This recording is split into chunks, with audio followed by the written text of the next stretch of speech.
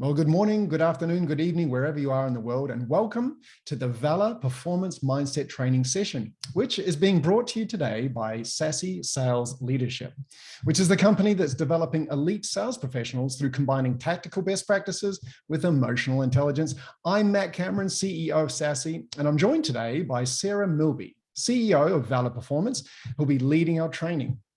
Our objective is to leave you today with 4 tools that you can walk away with to immediately apply in developing the mindset you'll need to succeed in 2023.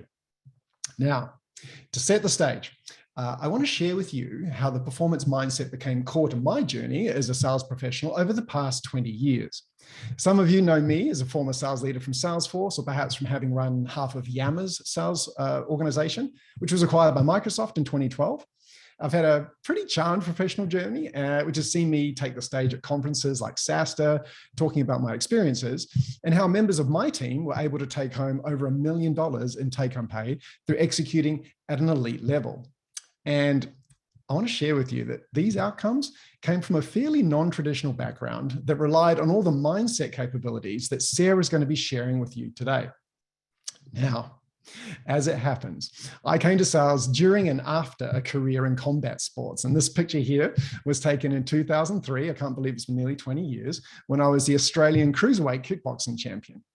And with kickboxing and sales, the consequences of failure are fairly dramatic. We have binary outcomes, right? And it does beg a question. Is sales or in combat sports, are they team or individual efforts? And as you can see by the photo, the performance of an individual is definitely made possible by a team. It might be that you're standing alone, but you certainly have a coach or coaches in your corner. And in combat, 15 minutes in the ring is kind of like the buying decision at the end of a cycle. The outcome is broadly decided before the final stage, and it's the result of the input or our effort and actions of a team of collaborators. So let me set the stage by saying, here are the key things that I took from being a professional fighter that tie directly to what Sarah will be teaching you to apply today. Firstly is resilience and optimism.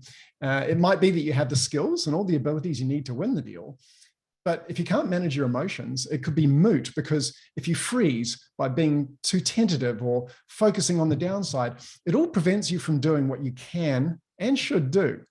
And whether it be in a single bout or an opportunity, there's going to be setbacks, and we can't let that break us down. In fact, it's often said that in amateur fighting, it's often the person who can absorb blows and still keep moving forward who wins. And in sales, we'll lose deals, we'll experience setbacks, but the elite are always able to accept that we either win or learn, and both add to our experience in a really positive way. And secondly, in terms of what we can control, Mike Tyson's well-worn phrase, I think, is true. Everyone has a plan until they're punched in the face, right? And in sales, we have to be agile in our approach. You can control what you do, not how people will react. So it's important that you focus on what you can control and let the rest take care of itself. And Sarah will be talking about that in detail. Thirdly, so consistency is key. There are really no shortcuts to becoming elite. And one of the folks that I really admired was a chap called Kostya Tszyu. And he was the unified title holder for light welterweight in boxing. And he finished his amateur career after 270 fights. So it wasn't one and done. It wasn't an overnight success story. It was persistence that pays, very much like in our profession. And lastly, with respect to staying motivated, when things get tough, you really have to be connected to some form of higher purpose, either it's religious or otherwise, actually. And it's really no accident that many elite boxers are persons of faith, because they have a feeling or a calling that transcends themselves. If you're working just to pay the bills or buy a car or something like that, when you hit the canvas, you realize that you can do without that car. It might be a bit easier just to stay down, right? But if winning is connected to your purpose and you understand your why, then you'll be able to push through adversity, whatever your purpose is. And this is what will motivate you in sales through challenging times. And I think we're coming into a period now in particular where this is really, really important. So having shared a little bit about my personal journey as it connects to today's content, I'm going to hand over to Sarah, who will show you how to make this happen for you in the profession of sales. Thank you so much, Matt. Hello, everybody. I'm so excited to be here with you all today and walk you through a couple of these techniques and tactics that you can apply right after this session. I wanted to start by why I started Valor Performance. And my story is, having worked in market-facing and customer-facing roles in sales, I was put in a ton of sales methodology trainings and support, and critical components of success, right? But what I found was, especially during times of change and adversity, there was a gap. There was a gap in some of the support that I really needed. And it was around these mindset skills. So I really was looking for help and support to stay focused, because I was constantly feeling distracted. New products, new competitors, new organizational component design that changes. And I really needed additional support in just how to handle my own emotions and my motivation during those times. And I was leveraging a lot of my experience as an athlete. So I played soccer in college. I got into competitive running and ended up winning a marathon along the way. And I had a coach in my corner during that time that wasn't just on some of the, again, tactics, the dribbling and shooting in soccer, as you will, but I had a mindset coach. And he worked with me on things like this. And that's the type of skills and the support that I was really looking for when I was then in sales, and when I then was rising in the ranks and leading teams. And by the way, as the story goes, I absolutely need now as I run Valor Performance. And so what I found is that some of these performance mindset skills, what happens in between your two ears, they're actually universal. And it's across all different industries and sectors and arenas of performance. And Olympic athletes, we all know with athletics how much mindset is critical to performance. Elite military leaders, healthcare professionals, business executives, and sales. And I started the business focused on sales organizations where the performance, the pressure to perform was so high, and where the mindset skills are going to be everything. And the thing about the performance mindset skills is, while they're so universal, they're not commonly practiced. Why? In sales, we often have these like analogies to sports. We'll say things like, man, once you make a deal, go make 10 phone calls, they're in the zone, but we don't practice that way.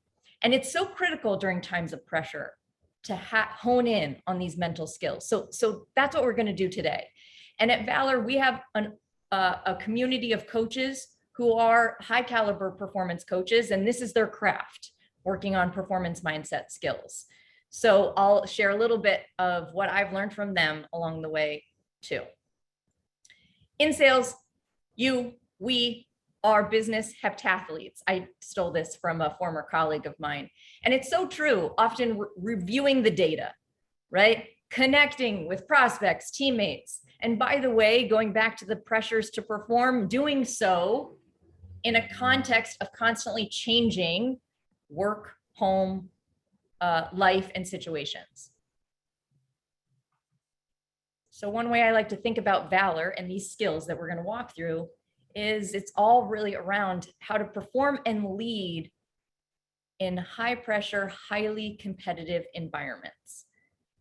And if nothing else, I want you to take away a couple things from this session. One is how you lead yourself. So some of these skills that we hope you apply for you, they will also have a ripple effect. And some of these skills will be able to help you lead and connect with other people, critical during times of change. And we have a framework at Valor that you'll get exposure to that's all around these skills to perform, the mental mindset skills. And you see that line there, courage. And I named the company Valor for a reason. I'm sort of obsessed with courage, spoiler alert. But the reason is because all these things, again, are not commonly practiced, and they may be a little uncomfortable. And that's why this is Performance Mindset 201, because we're hoping just to give you exposure to some of these things and for you to have a little bit of courage to try to apply it into your everyday. All right, let's get going. First, Matt's good in sales.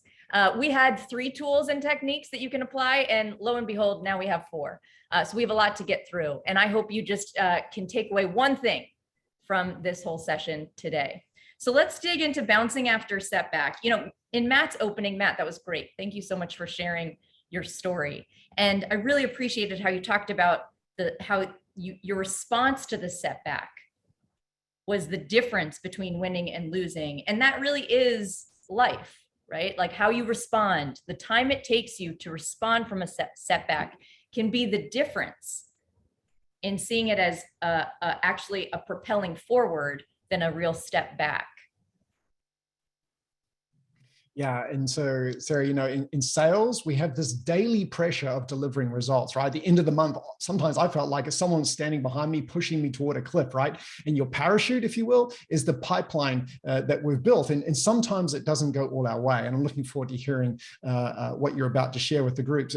I was reflecting on this topic, and there's a fellow I want to call out. His name's Aaron Zukowski, who works at Trade.io now. And, you know, if sales needed a 3.5 times pipeline to definitely hit their number, you know, he would always go for a 10x. In fact, we called him Mr. 10x, 100 activities a day. And his thing was that, you know what, if I didn't hit it today, I would get it tomorrow. Like, he never let himself fall back. If he did 90 today, then he would do 110 activities tomorrow to hit that average. So in sales, if we miss our monthly number, this represents an opportunity, right, to launch back into it next month, because as you know, it's always 0 to 0, right? The dials reset end of every period in a world of quotas that we're being pushed along for. So, you know, I think it's important to understand that one miss is just a blip in time. So I'd love to hear your thoughts on bouncing back, Sarah.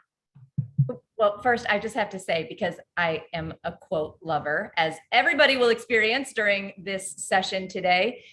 So here's one from Kobe Bryant, but Matt, you actually just reminded me of another one.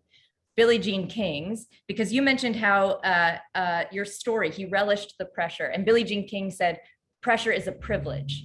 And I love that, because it's so true. And sometimes, again, how we are approaching the situation can be critical to our interpretation of it. So let's talk about what is a setback. And I love this graph. I actually strategically took away the y-axis for those paying attention at home. And I love this graph because if you look at one of the minimums, the minimum points on this graph, you would see it as a potential setback, a decrease. But then if you zoom out to see the whole graph, you see the trajectory going up. And so what is a setback? And I loved how even you said in the beginning, winning or learning. And again, how can we see potential setbacks as propelling us forward? And I want to actually think about this y-axis for a second. The original version of this slide had feeling. And I was thinking to myself, well, gosh, it all depends. Because what if I was seeing this as my sales performance? What if I was seeing it as the health of my relationships? What if I was seeing it as my feeling a sense of mastery of my craft and learning and growing? What if I was seeing it as my connection to my partner at home, my spouse? So it's all relative, but that's what I just want to kind of call out here as we think about bouncing back. Sales, brutal, constantly faced with adversity, but it's really around how you're viewing some of these potential setbacks. And it's going to be that difference in your viewpoint on how quickly it is for you to rebound. Sorry, one more point on this one. I also sometimes, I want to share a couple ways that I leverage performance mindset in my day-to-day. And sometimes I'll tell you, I will experience a setback. And the biggest thing I struggle with is the berating or the rumination about it in my head, right? And sometimes around to the point of like, how are you viewing it as a setback? I sometimes like to call out to myself all the things that had to go right to even be in that moment. So I'll give an example. Many of us have back-to-back Zoom meetings. I do as well. And sometimes I'll be like, oh, I'll have a poor, it'll be a rejection. A client doesn't move forward. The presentation doesn't go as well. It'll be some version of a setback. And sometimes I like to just remind myself, again, the privilege of being in these arenas where my job is to connect with other humans who are trying to be at their best in times of pressure. And all the things that had to go right to even have that call. And so again, just shifting the perspective a little bit. All right, I want to move on to just how about, Matt, something that you mentioned, process outcomes. Okay, like performance psychology 101. By the way, 90% of our coaches come from, they have advanced degrees in performance psychology or related fields. Many of them have worked cross disciplines, and this is critical. How do we think about outcomes versus process? So let's just do a couple examples.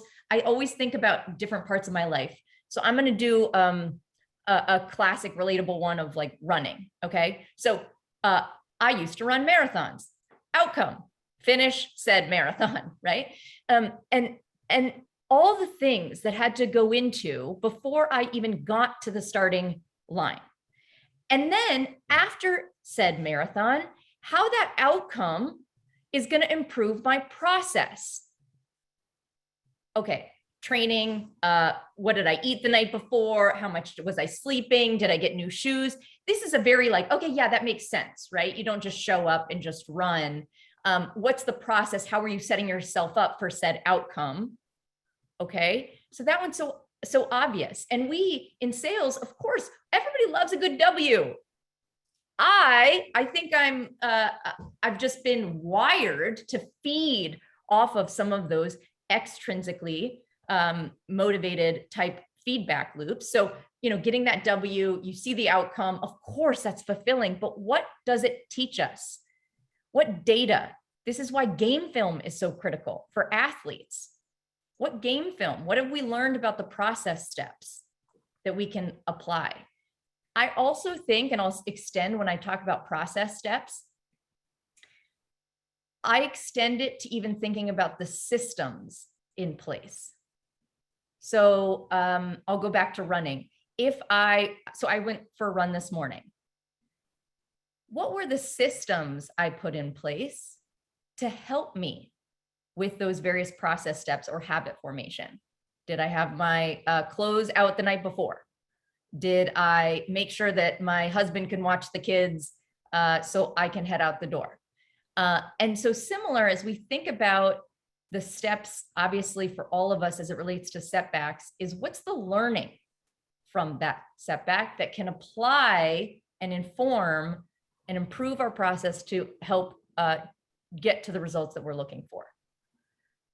Matt, I actually want to just impromptu turn to you for a second. Anything else come up for you as it relates to sales with process and outcomes? 100%. And that's why I think the rise of conversational intelligence and recording tools like Gong and Chorus and so forth and so on, it really just makes sense because it's a perfect analog for the game replay that you talked about. And certainly the best sales organizations in the world absolutely are using those properly and reviewing them in the coach-coachee format. In fact, really valuable for peer-to-peer coaching as well. Yes, I love that. And it's a good point on like, what are we going to be doing with that data? I also want to call out though, is we've worked with some sales organizations who are always learning and they want to lean into that constant learning approach. But even as a leader, how are you signaling? How are you signaling whether you're so solely focused on the outcomes or whether you're celebrating some of the milestones and process steps along the way? And that's critical because that's not always the case, right? Holding people accountable to outcomes, yes, but also making sure that you're very clear on what they can control in the process steps. All right, I want to get into some specific ways to help with the time to rebound after setback. So I really think that that is one of the biggest competitive advantages in the modern workforce. I was going to say in sales, in the modern workforce, is your ability to bounce back And I want to just give some things to consider. So when we go back to that graph and we think about one of those minimums, how do you respond to those setbacks? I shared, sometimes I end up beating myself up, wasted energy, really.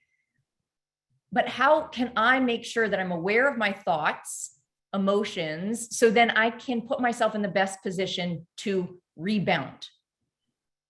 And so in thinking about that and the connection of thoughts, emotions, behavior, mood follows action, I wanted to share a strategy that I was privy to through Dr. Jack Gropel and Jim Lauer, who are pioneers in human performance and were founders of Human Performance Institute. And I had an opportunity to chat with Jack not that long ago, and he talked about in their work with professional tennis players, the 16-second cure. So I wanted to bring this to you all. So 16-second cure was really around in between points and how tennis players could just use 16 seconds to rebound from whatever that last point was to prepare for the next. And there were 4 phases, and it was a positive physical response. So think like a fist pump, or a clap, and then a relaxation response. So a deep breath, maybe a little walk, maybe a towel off, and then beginning to prepare for the next point and really getting into some sort of ritual to get back into the zone, if you will. Okay, 16 seconds. 16 seconds. We all have 16 seconds. Okay, we all have 16 seconds. And what I love about that is how we can apply it into our day-to-day. And let me tell you how I do. So back-to-back Zoom meetings where you're like, literally, I don't have a second to even like run to the restroom, get a glass of water, right? I know that feeling. I live that too.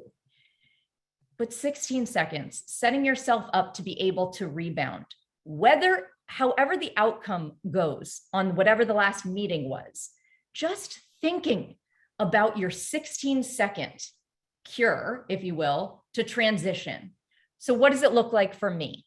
Well, I am very aware of my body language, right? And so the physical response, maybe I don't end up meeting with a fist pump, but actually just last week, I had a meeting with one of my colleagues and we did high five, or maybe it's a fist pump, whatever. And I sometimes think about just smiling even, a positive physical response. And then I think about my relaxation response. Sometimes I just stand up. Sometimes I do take a deep breath. And then as I think about my prep, I will often prime myself. I'm obsessed with sticky notes. My entire team knows.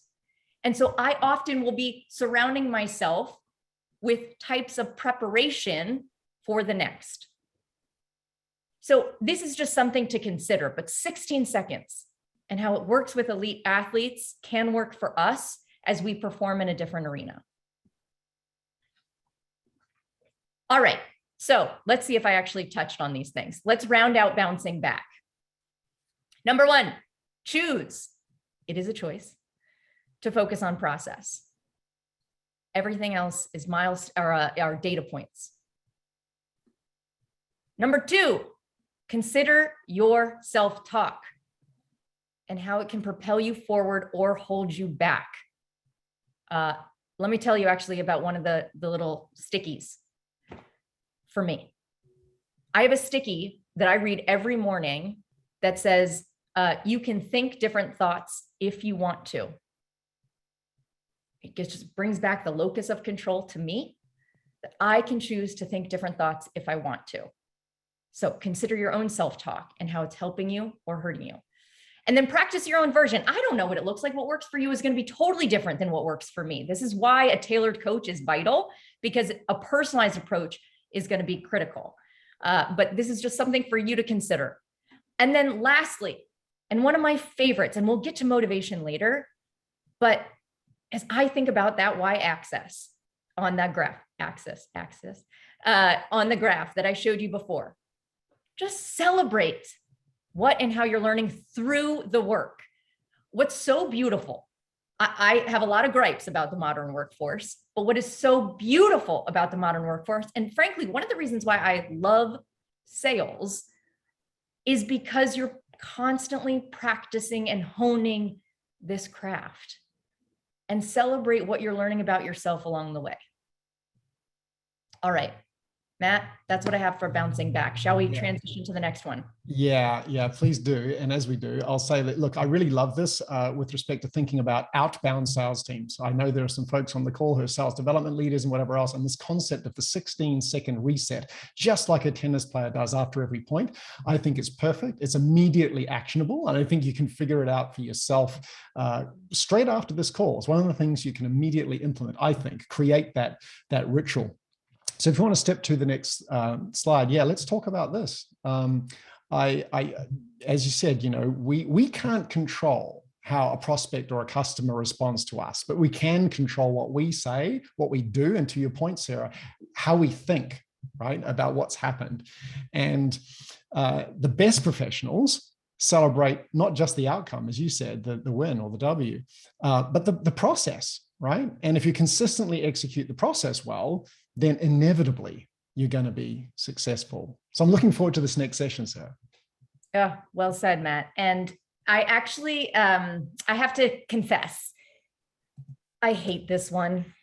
I hate this one. I mean, I love this one and I hate this one. And let me tell you why. Because turns out, and my team is probably like, I can tell you why. Because for my whole life, athletics, going through different schools and my career, I like control.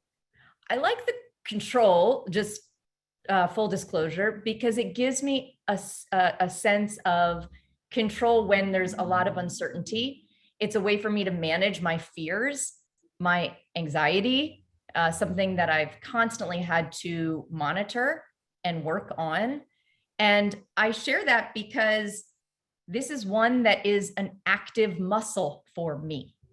I'm constantly pushing myself to practice what I'll share with you in a second, the mental agility, to consider, what do I control? What can I influence? And what can't I control? And I see this in many different ways. Let me tell you, as a CEO, how I think about this one now.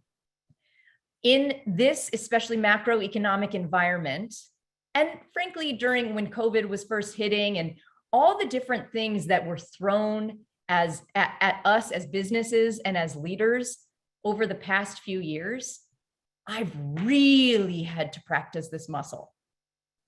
And one of my favorite things that I do as a CEO is scenario plan. If this happens, then this. And just contingency planning. What's your best case, base case, worst case, and plan for it in a way that gives you a sense of, again, that locus of control. What can you control is I don't know all the outcomes, but I can think about the different process steps. I can think about what decisions I may need to make and when I need to make them, and the data points that will help tell me that story of when I need to and how I need to make that decision.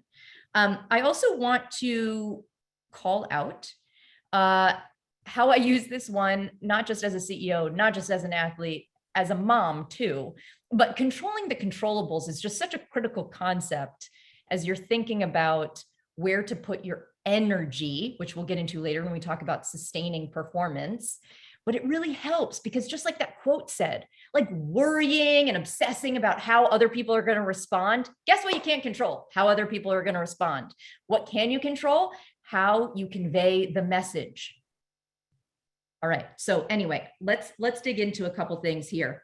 I'm going to go back to kind of the connection on this one with communication, because to me, there's such a direct line, but stay tuned. So first, let me give a shout out to Dr. Lauren Tashman. She's one of our coaches. She helped me with some of this slide. A lot of the coaches actually have had input on this slide, or on these slides.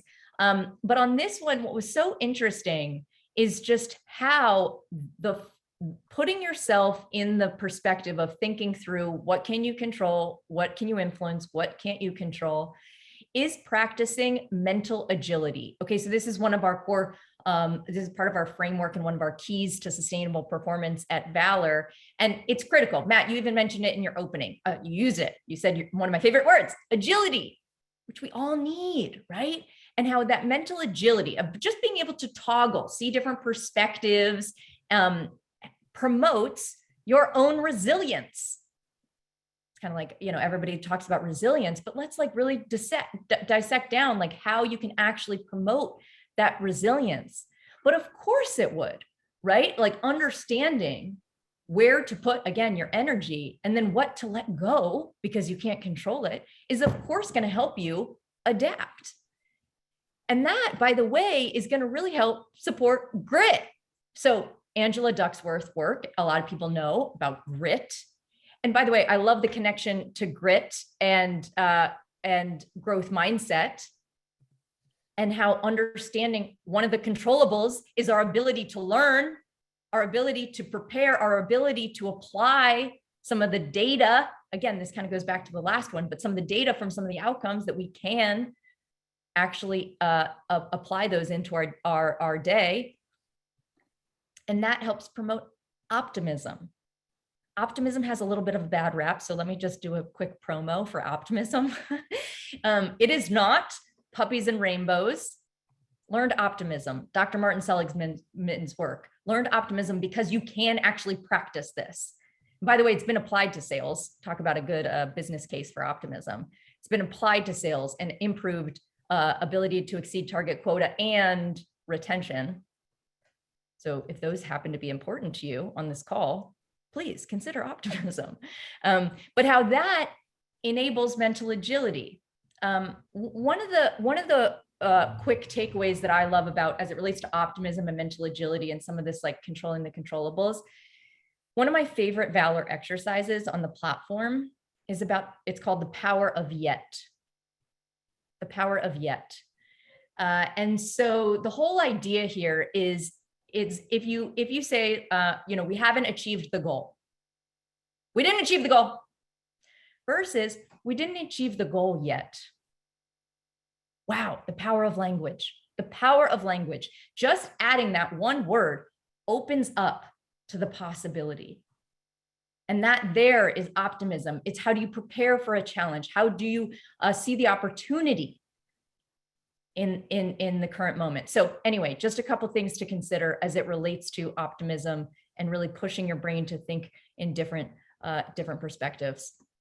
All right, I want to segue over to, and by the way, I told Matt, I'm a fast talker and I get a little passionate about this subject, if you can't tell. And so if you are putting something into the chat, you'll have to like stop me, Matt. But I did want to just get to one of my favorite framings around coaching and this idea of performance mindset is the ripple effect. I talk about the ripple effect a lot when it relates to coaching, culture of coaching, but also just what performance mindset can do to a team and an organization.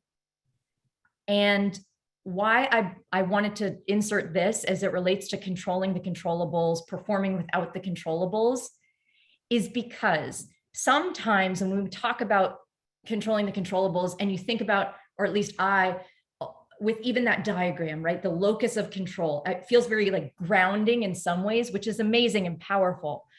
But that doesn't mean that it's an isolating concept. Because in fact, if you think about controlling the controllables as it relates to communication, sometimes we often think about controlling the controllables because we want to validate what we can't control, but there's so much we can as it relates to our interactions with others. And Matt, obviously, you know so much about this as it relates to connecting with prospects, clients, et cetera, and internally too. How are you communicating a message as leaders? How are you, especially during uncertain times, providing a source of stability for your team? How are you crafting the space with another human, whether I say that intentionally, because whether it's someone on your team or a prospect or a client, to be able to connect. Sometimes as a leader, that means you too have to be vulnerable. And so that's courage. That's courage to maybe say something about how you're feeling in the moment, or maybe as a leader to say, and I don't know all the answers, but I'm excited to figure it out with you. And so I want us to just think about how it can have this ripple effect as you think about leading yourself. Lead self to then lead and connect well with others. All right. So what's the takeaways? Well, first, practice this, right? You mentioned, Matt, like a higher power. Serenity prayer would be the takeaway here. And by the way, that also has courage in it, the courage to know the difference, right? The second, prepare for the uncontrollables. I actually didn't get to this. Let me just quickly, briefly discuss proactive response strategies. Viktor Frankl quote on there's a gap between stimulus and response. There's a gap between stimulus and response, and being able to control your response. And sometimes, by the way, and one of the reasons I use Valor the most in running Valor is because I am very reactionary. I react. I'm quick. I love to execute. Boom, boom, boom, boom, boom, boom, boom, right? I run hot. I'm always on the go. What I benefit the most from my Valor coach is just widening the gap between that stimulus and response and practicing my proactive responses.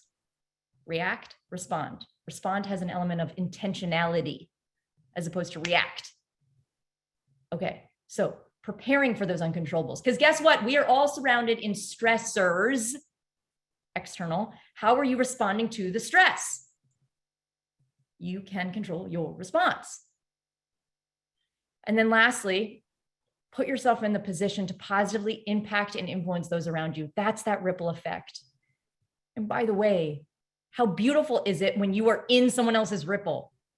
What you can control is to give them that feedback on how they showed up, really impacted, inspired you. And again, that's how it can have a whole impact across the team and an organization. Few thoughts, Matt, on performing without the controllables. Yeah, it's interesting. You talk about impulse control, and it's funny. If you look at my EQ DNA, that's my weakest competency. I don't know what's going on there, but the bias for action, the need to act now, it's fascinating. But yeah, it's critically important. I think, having the skills you articulated really are what's needed to get through the periods similar to the ones we've been through right now, right? And we talk about in our training as well, about having the ability to separate experiences from feelings. The connection between an experience and a feeling is thought. And if we can take the time to control our thoughts, then we can feel differently, right? So I love what you shared. I think it's fantastic. So why don't we talk about sustaining this high performance? And I love the quote you've got on the next slide, of course, because it's from Bruce Lee, which connects directly to me. And in fact, I want to call back to what you were talking about, relationships before, and working with other humans. And I think consistency really connects to that. We build trust in relationships by doing things like being reliable, doing what we say we'll do, consistently adding value. And at times, certainly if you're in an outbound motion, it can feel really overwhelming, right? Because there are just so many things we need to do, and we don't want to forget, and so forth and so on. So I think it's really critical here to sort of set, daily and weekly rituals or routines that allow you to build over time, to stop us focusing on the deals or the things that are right in front of us at the moment. Because if we do that, it feels like a never-ending stream of things that are being thrown at us, right? And easily you can get overwhelmed, and that intensity that you're going to talk about can lead to burnout. So excited to hear this next section. Thank you for sharing that. Quick shout out to the image in the background here, because Karin Davies, part of the Valor performance team and our coach community. Sustaining high performance. So I did talk about my least favorite one. Now I get to talk about one of my favorites, because, well, I created a business on sustainable high performance. I'm sort of obsessed with sustainable high performance. So key things here. Endurance sport. Frankly, again, modern workforce is like an endurance sport, and we often are a knowledge workforce, right? Like our instrument, we have to take care of our instrument that is enabling us to perform at the highest levels. And one of the things that we often hear across a lot of our Valor clients, well, the number one topic is energy management. And one of the topics that ends up coming up across the Valor clients as well is really on responding to stress. And I would like to myth bust here, because there is a myth that stress is bad, or just kind of an assumption that stress is bad. Get rid of stress. Stress is normal. Stress is normal, and we need to be very grateful for stress as like part of our response. And so what I want to just kind of call out here is the ebbs and flows, not good or bad, but the ebbs and flows of a stress response is normal and means that you are alive. The unfortunate thing about a lot of our conditioning, expectations, modern workforce is we end up in this burning bright and then burning out. Go, go, go, go, go until you can go no longer, which is why we talk about sustaining high performance, okay? And this is so critical as we think about your zone of optimal performance too. But that means that we all need to practice how to view ourselves in a way that we give ourselves some recovery. Dare I say that, right? Because like we're a lot of us are so conditioned, especially in high performance, where it's like, go, go, go, you got to grind, grind, grind. But for how long? For what? And so this idea of being able to think about recovery as a way to sustain your high performance, as a way to achieve your goals. Again, as an athlete, like you cannot do interval day every day, or your long run, if you're marathon training, every day. You need that like periodization. And we in knowledge workforce need that periodization. We as leaders, by the way, because I feel very passionate about this, we're responsible to be thinking about this for us as individuals and the team in which we lead. So this is a Valor framework. And I want to just kind of walk you through it for a second. We often are talking about, in high performance environments, the performance part. Okay, so let's go through, that's I'm playing the soccer game, I'm running the marathon, I'm in the sales presentation, I'm in the board meeting, I'm pitching to a venture capitalist, those performances. By the way, I also extend that to like sometimes when I'm, my husband and I joke sometimes that it feels like at home with our two little toddlers, it feels like quite a performance because you got to be full on, you got to be locked in, fully present in the zone. But what all aspects of when you absolutely need to be on, and it's critical, performance, you also need to weave in that recovery. And of course, we know in sales, the preparation, right? That's the whole process to get to outcome. Okay. Sometimes, by the way, there can be over analysis, but how are we thinking about the preparation stages to get to the performance and then the critical moments of recovery? And sometimes, by the way, it's the mindset that doesn't fully enable us to get that recovery, because how many of us have been with not at work, but still thinking about work, oh my gosh, the number of vacations that I've taken where I'm like, I come back and I've spun myself into like, a tizzy because I keep ruminating about all the things.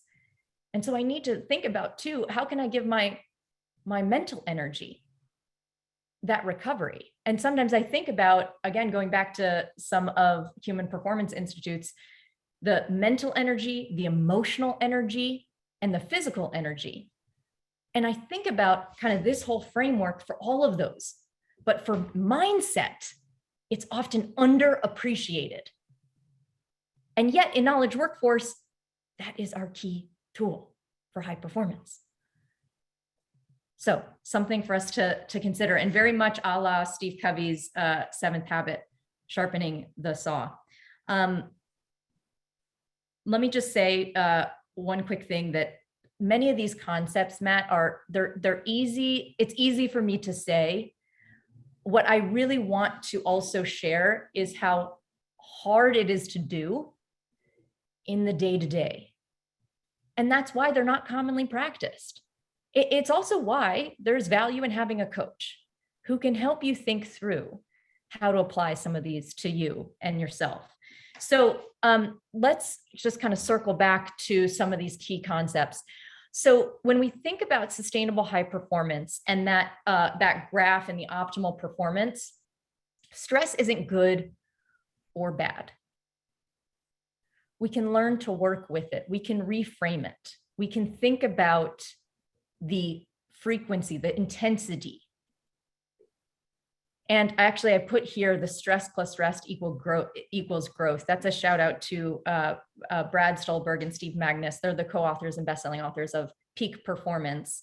And it's so simple, but I loved how he puts it, stress plus rest equals growth, because then it's, we know we need that stress, but we also need that rest to then grow. And so another way, if I think about it, is to also have some time to debrief. Like as a leader, sometimes I think about the stress of executing on a presentation, but then having a debrief with my team to kind of like recap, put your shoulders down, take a deep breath, apply some of the learnings. You need that like time in between. Second, set yourself up for success with the periodization. So I don't really love the concept of time management. You're going to get this fixed amount of time. But energy management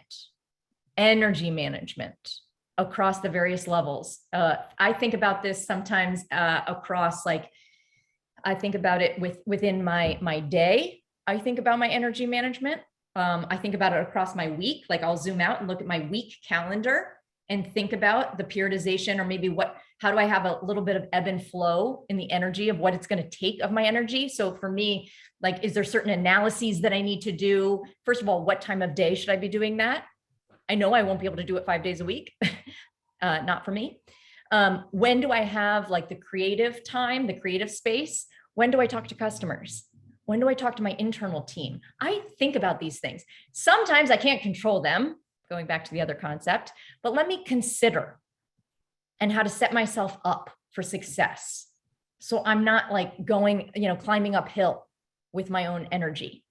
And then lastly is surrounding yourself with the people, processes, and systems that allow you to sustain your performance. Sometimes this is where you need a coach.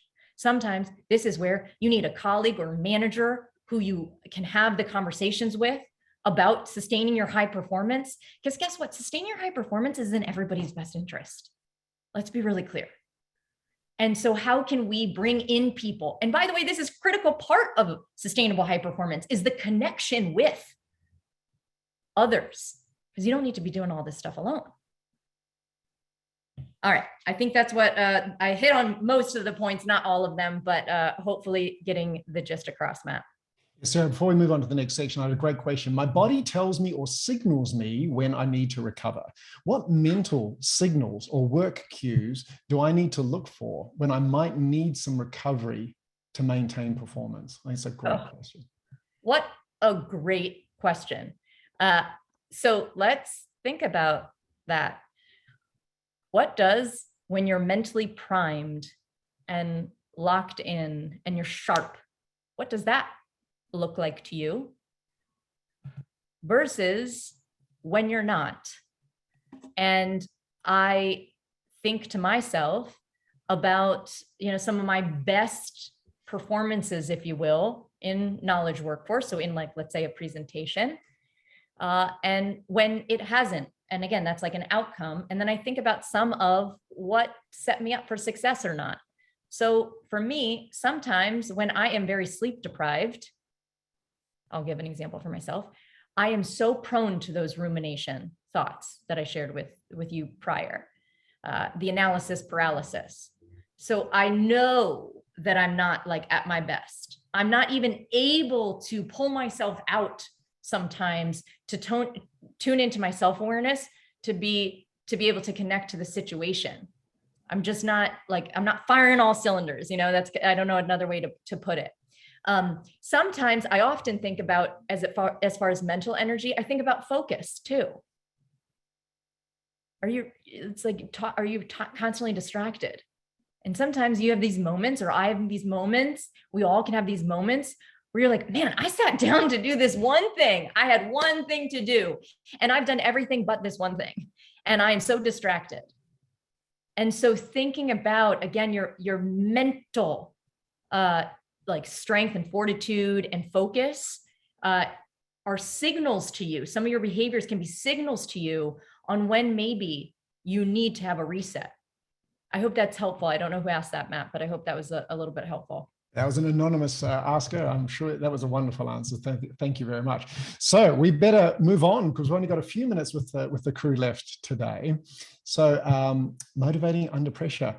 You've got a great quote from Winston Churchill here, which reminds me of what we were talking about before. There are really two outcomes for deals or hitting targets. You're going to win or you'll learn. And I think it's important that we recognize that both are part of the journey. We can't do one without the other. And the opportunity, for me anyway, I think to do a loss review with your team or your manager is really a gift, right? Because this is where the growth happens. And the best sales professionals are really focused on honing the craft, right? The results flow from that.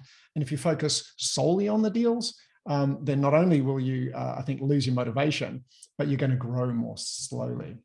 So let's round this out, Sarah, with our last section.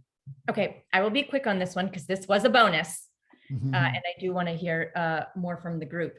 Okay, big thing on motivating under pressure is that the days of like coin operated as salespeople is over, if ever it was a thing. And often we think about these extrinsic motivation. So we think about like promotions and pay raises and bonuses and benefits, da, da, da, da, da.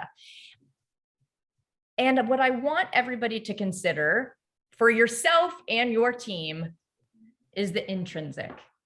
And Matt, you used what I love the word craft. I love it. I mean, it to me, when I think about the craft of sales or the craft of just, what is sales? It's human connection, right? It's problem solving. And so when I think about that, it's a beautiful demonstration of the combination of these motivations. And by the way, that combination, some of the balance of these things that you see on the slide here is critical for sustainable high performance. Funny how some of these concepts overlap. As a leader, what I'd want to call out is not to make assumptions on your team. And how you're wired or what motivates you may be different than your team. So can we approach our teams, our colleagues, with some curiosity and listen and hear about some of their drivers? Because that's going to be critical for their long-term success and keeping them motivated, especially during times of adversity. And also that will help signal to us as leaders how to weave in certain language in meetings, calling out the craft, maybe calling out the joy, the fun of it, calling out the growth that everybody's experiencing can be so critical to motivate teams instead of just, and guess what, if you do it, then you get this spiff, right? And so just the awareness of the balance, the combination across the teams and within yourself. And some of this also ties to values, which I'd be remiss not to say. It's a critical foundation and one of the keys at Valor for high performance. But all is just to say, to approach it with some curiosity, both for yourself and your team. So I'll make this one and scene very quick, just so we can get to the group, the poll, and the Q&A.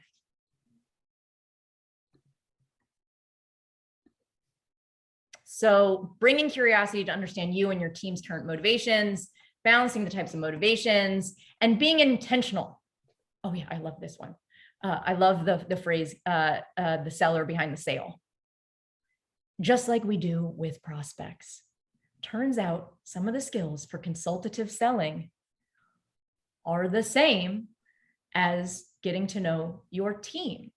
And some of it, by the way, has to do with the curiosity, intentional questioning, but by the way, also listening and creating the space to really listen, which that's really where some of that self-awareness comes in. It comes back to the controlling the controllables, full circle, and scene. Let's get on to the poll. All right, quick poll, everybody, to see where you're at with performance coaching. So I'm going to give you a few seconds here. 2 quick questions. With respect to performance coaching at work, what's that like for you? Do you already have access to this? You wish you did? Or for me, there's not so much value.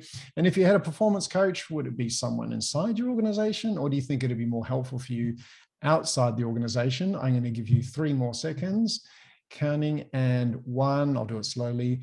2, 1,000, 3, 1,000. Actually got a few more. I can see them coming in. Maybe I'll give you a couple more seconds.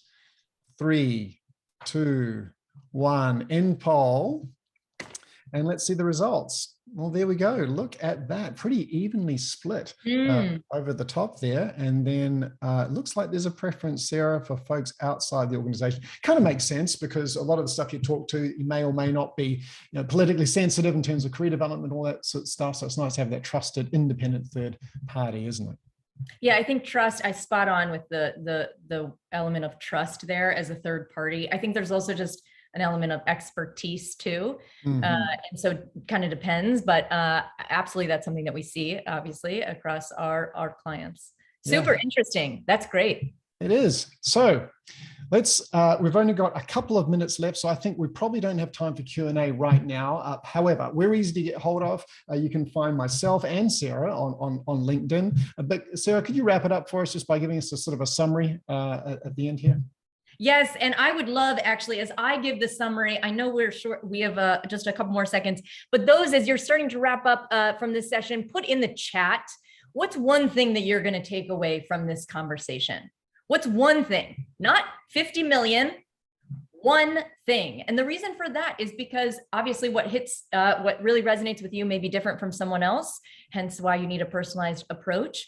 But many of these concepts are universal. So I'm curious what really stood out. But look, the key concepts here are around the bouncing back after setback and really understanding your point within that setback and how to rebound in the fastest way possible, controlling the controllables or performing when you're faced with so many uncontrollables, sustaining your performance for the long haul, as well as motivating during times of pressure. Many of these concepts are connected to one another, and they all are critical components to long-term success. I'm just going to scroll through the chat. I know you are too, Matt, but just seeing all the different 16-second cure is definitely a popular one. I love that one for sure. Oh, that's awesome. That's great. Yes. Oh, so many good ones. So many good ones here. I love, Matt, by the way, I'm just now seeing your joke about either coin operated or flattery operated for salespeople. That's amazing. Persistence is key. The ripple effect. Yes, absolutely. So look, this was a pleasure, Matt. Thank you so much for having us. And for anybody who wants to learn more about Valor, partnerships at valorperform.com, or you can obviously connect with me on LinkedIn. And Matt, it's always a pleasure to do any work with you. Fantastic. Great job, Sarah. Thank you all for joining us. And this recording will be made available so you can share it with your peers or team. For those folks who weren't able to access it, take care and look forward to the next time we get together, Sarah, and share some more wisdom for Valor Performance. Ciao, everybody. Bye, everybody.